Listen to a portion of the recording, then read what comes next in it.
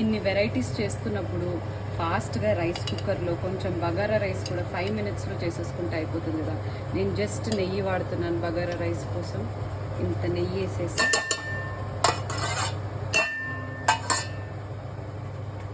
దీనికి అంటింది కూడా వేస్ట్ చేయండి. నేను ఇలా ఇలా ఇలా ఇలా ఇలా ఇది ఆల్మోస్ట్ ఫ్రై అయిపోయిన తర్వాత ఇందులో లైట్గా సాల్ట్ వేయాలి ఫ్రెండ్స్. సాల్ట్ వేయాలి. సాల్ట్ కాదు, అల్లం వెల్లుల్లిపాయ పేస్ట్ వేసుకోవాలి. అయ్యో శ్రీముఖి కన్నా నాకే తెలిసిపోయింది. లేదండి శ్రీముఖి చస్తుంటే చూసి చెప్పాను నేను. కొంచెం అల్లం వెల్లుల్లి. ఇప్పుడు ఇది మగ్గిన తర్వాత ఫ్రై అయిపోయిన తర్వాత ఇందులో పుదీనా అండ్ కొత్తిమీర. బగారా రైస్లో పుదీనా కొత్తిమీర వేసుకోవాలా? బాగుంటుంది స్మెల్. ఇప్పుడు ఇప్పుడే అసలు సిసలైన స్మెల్ వస్తుంది. సాల్ట్ అండ్ దెన్ కొంచెం షాహీ బిర్యానీ మసాలా. పక్క మసాలా అంటే మసాలాలు వేసిన తర్వాత మళ్ళీ పొడి మసాలా కూడా వేసుకోవాలా? కొంచెం లైట్గా, so that it will bring a little more flavour. దాని తర్వాత అది కలపకంటే ముందే ఇందులో వేడి ఇందులో ఇప్పుడు బాస్మతి రైస్ వేసేసుకుంటే అంతే, బగారా రైస్ రెడీ. ఎస్, చూసారుగా వాటర్.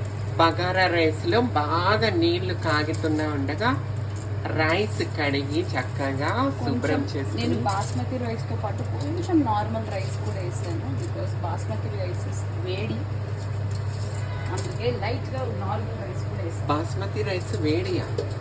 బాడీ హీట్ అవుతుంది. రెడీ.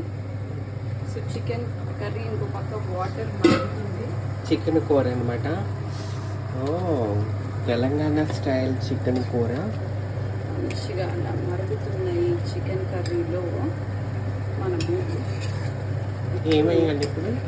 అసలు చూసారుగా ఇలా మరుగుతున్న బగారా రైస్ ని స్టవ్ ఆఫ్ చేసేసి డైరెక్ట్ గా ఇది ఇలా తీసుకొని ఇలా రండి రైస్ కుక్కర్ లో ఇలా ప్లేస్ చేసేసి.